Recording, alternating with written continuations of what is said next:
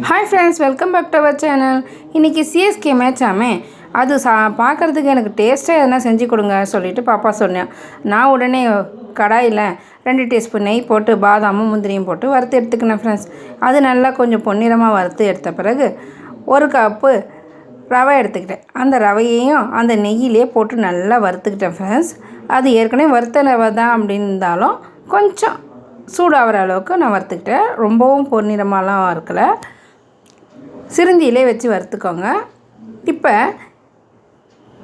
அதுக்கு தேவையான அளவு தண்ணி விட்டுக்கிட்டேன். 1 கப்பு ரவைக்கு 2 கப்பு தண்ணின்ற அளவுக்கு விட்டுக்கிட்டேன். நம்ம இதில் சூடாக இருக்கும் போதே தண்ணி ஊற்றும் போது என்ன பண்ணணும், எவ்வளோ தண்ணி ஊற்றினாலும் கொஞ்சம் இழுத்துக்கும் ஃப்ரெண்ட்ஸ். அதனால் நம்ம என்ன பண்ணணும், அதுக்கு தேவையான அளவு தண்ணி விட்டாலே போதுமானது தான். இப்போ நல்லா கட்டிகள் இல்லாமல் நல்லா கலந்து விட்டுக்கோங்க.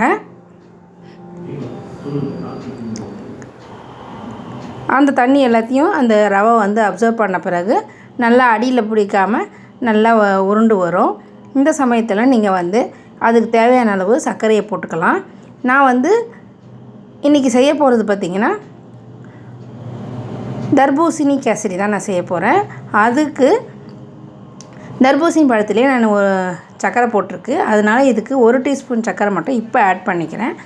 இதுக்கு பத்தலை அப்படின்னா கடைசியாக இன்னொரு டீஸ்பூன் இல்லைன்னா 2 டீஸ்பூன் ஆட் பண்ணிக்கலாம்.